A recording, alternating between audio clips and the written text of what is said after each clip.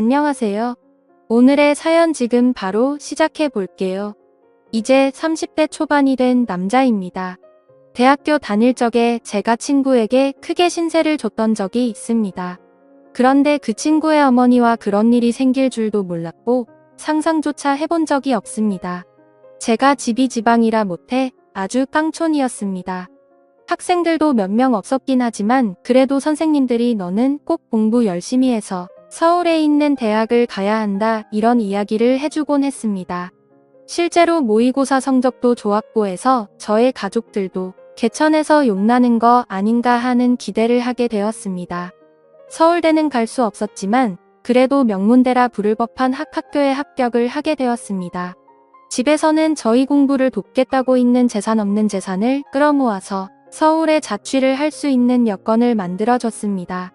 서울에 연고도 없었기에 발품을 팔아 자취방을 하나 구하게 되었고 집에서 지원을 해줬지만 형편이 넉넉하지는 않아서 학교에서 조금 떨어져 있는 곳에 저렴한 곳으로 구하게 되었습니다. 오고 가는 게 불편하긴 했지만 혼자 지내는 데는 이보다 적당한 곳이 없었습니다. 방도 넓고 쾌적하고 나름 주방도 있었으니 말입니다. 학교 생활은 무난했습니다. 공부 말고는 할 줄 아는 게 없었기에 그냥 하던 공부하듯이 그렇게 공부만 했지요. 그러다가 친구 한 명을 사귀게 되었습니다. 제가 내성적인 성격인지라 친구를 잘 사귀기가 힘든데 이 친구도 농어촌 전형으로 저처럼 가산점을 받아서 들어온 친구라서 이야기도 잘 통하고 죽이 잘 맞았습니다. 이 친구를 사귄 덕분에 처음으로 학교 사람들하고 같이 술을 마셔봤습니다. 처음 마시는 술인데 제가 생각보다 주량이 세더라고요. 학교 선배들도 저보고 술 잘 마신다고 계속 따라주는데 저는 멀쩡한데 사람들은 하나 둘씩 픽픽 쓰러지기 시작하더라고요. 여자들하고 같이 술도 그 친구 덕분에 처음 마셔봤습니다. 술 게임 하면서 마시니까 은근 설레고 기분도 좋더라고요. 그러다 술을 진탕 마시게 되었고 밖에 나오니 차가 다 끊겨버렸더군요. 그래도 걱정 없었던 게 어떻게든 학교 근처까지만 가면 학교에서부터는 집까지 걸어서 한 50분 정도면 도착할 수 있으니 꾸역꾸역 학교까지 걸어가야겠다 싶었습니다. 친구한테도 혹시 길이 애매하면 내 자취방에서 자고 가겠냐 물어봤는데 친구 녀석이 크게 웃더니 자기 사는 집이 여기서 가깝다고 하는 겁니다.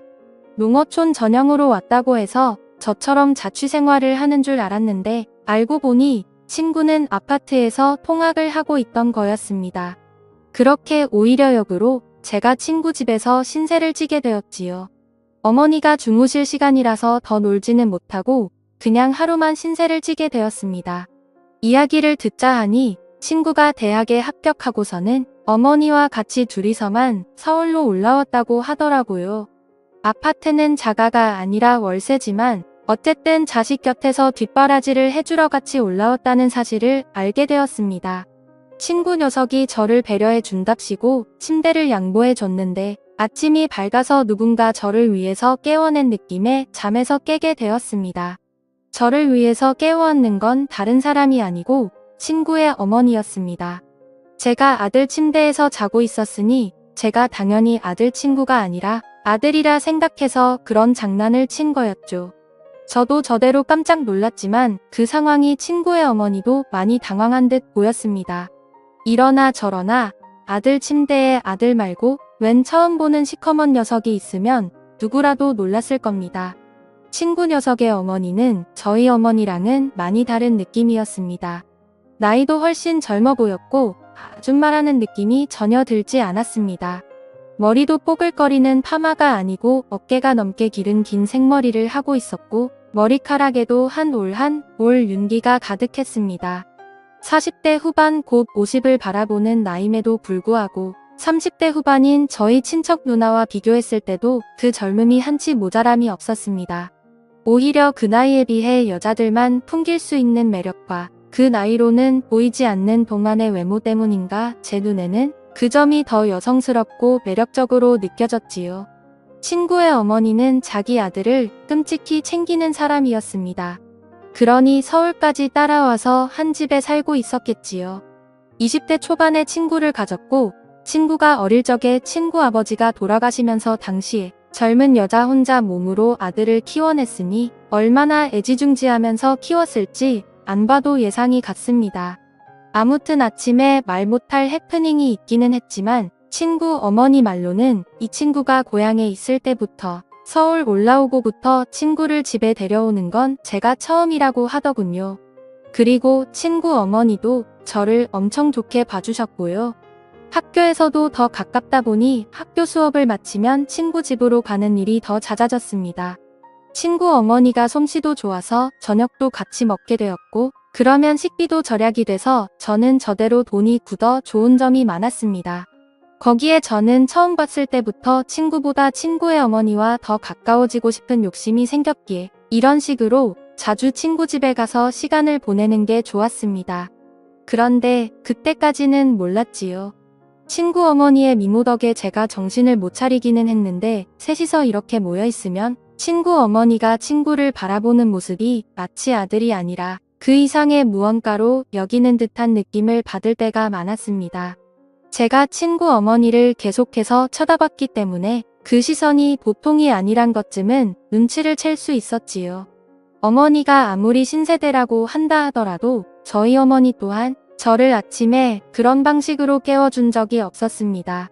장난으로 아침에 깨운다고 하기에는 너무 알아 깨워놨던 그때의 기억도 있고 해서 저의 의심은 점점 들어 확신으로 바뀌고 있었습니다.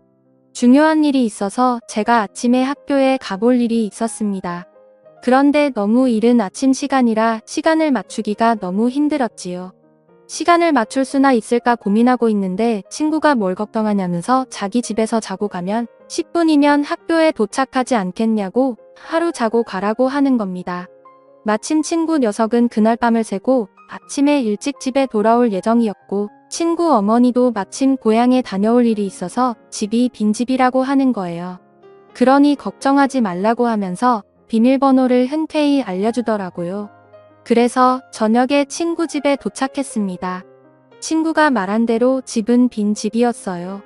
배가 고프긴 했지만 아무리 친구가 들어오라고 했다고 해도 남의 집에서 밥까지 해먹는 건 아닌 것 같아서 일찍 잠을 청해보기로 했습니다. 하지만 그 열기에도 저는 몸이 완전 얼어붙고 긴장해서 그런지 한기까지 들 정도로 몸이 벌벌 떨리더라고요. 그렇게 한참 친구의 어머니가 넋두리를 하는 걸 듣고 있다가 친구 어머니가 술기운을 이기지 못해 잠에 들면서 상황은 일단락되고 말았습니다. 잘못 움직였다가는 친구 어머니가 잠에서 깰 수도 있겠다는 생각이 들더라고요. 잠은 깨울 수 있지만 이 상황에서 친구 침대 안에 있는 게 자기 아들이 아니라 또 저였다는 걸 알게 되면 일이 커지지 않겠나 싶어서 그냥 숨죽인 채로 가만히 있을 수밖에 없었습니다. 저도 모르게 스르륵 잠이 들었나 봅니다. 그대로 아침이 밝으면서 친구 어머니가 옆에 있던 게 저라는 걸 깨달았는지 괴성을 지르며 잠에서 깨더라고요. 저도 사실 잘한 게 없었기에 아무 말도 못하고 있었는데 친구 어머니가 자기가 실수를 했다며 오히려 저한테 사과를 해오더라고요. 오히려 제가 친구와 친구 어머니가 동시에 있는 자리에서 제가 스스로 불편해하면서 티를 냈던 것 같네요. 그렇게 대학 생활을 보내고 있던 중이었는데 집안 경제적인 문제로 더 이상 제 학교와 자취비를 지원해주기 힘든 지경에 이르게 되었습니다. 친구가 아들 노릇해달라고 했으니 제가 어느 정도는 해야겠다 싶어서 친구 어머니를 부축해서 침실로 안내를 해줬지요. 그런데 친구 어머니가 잠에 들 수 없다고요. 그러니 그때 그날처럼 제가 어머님 옆에 있어달라고 하더라고요. 이게 맞나 싶었는데 저도 사실 그때 추억은 좋았던 기억뿐이 없어서 모지기는 척 침대 안으로 들어갔습니다. 결국에는 선을 넘고야 말았습니다. 처음이 어려웠지 한번 시작을 하니 걷잡을 수가 없더라고요. 꽁트 같은 데서 보면 신혼부부가 서로 눈만 마주쳐도 그렇게 되는 걸 풍자하고는 했는데 그게 괜히 그런 게 아니었습니다. 바로 제가 그러고 있었으니까요. 어떤 날에는 친구 어머니는 일도 나가지 않고 저도 학교 전공 수업도 빠지고 둘이서 하루 종일 집에서 붙어 있던 적도 있었습니다. 그렇게 하루하루 정말 몸이 나만하지 않을 정도로 열심히 즐겼습니다. 친구 녀석은 군대를 가더니 오히려 얼굴이 폈더라고요.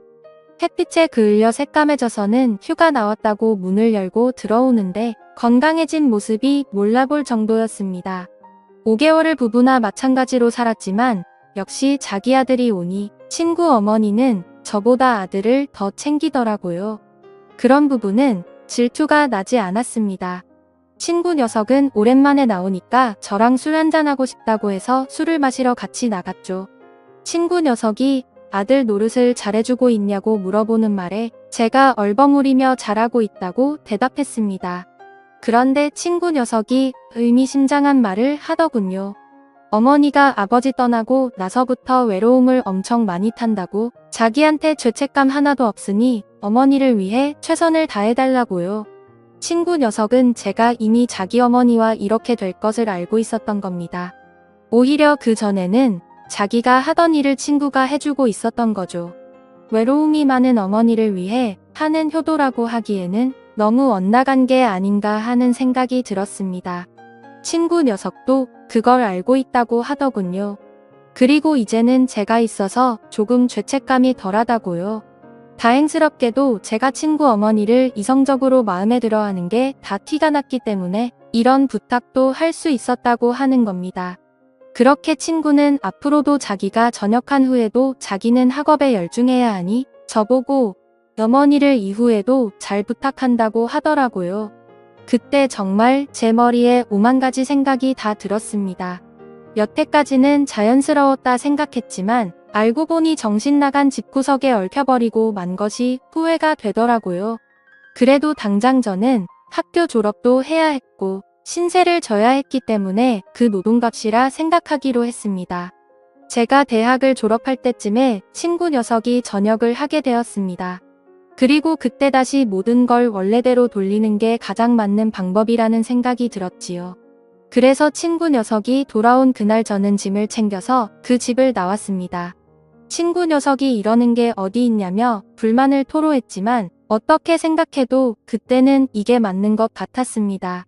그렇게 저는 졸업 이후로 도피하듯 군 입대를 하게 되었고 그 뒤로는 친구 녀석하고는 연락이 끊겨서 솔직히 지금은 죽었는지 살았는지조차 모르겠습니다. 물론 찾아보면 얼마든지 찾아볼 방법이 있지만 친구와 친구 어머니가 행복하게 잘 살길 멀리서 빌고 싶은 마음뿐이기 때문입니다. 감사합니다.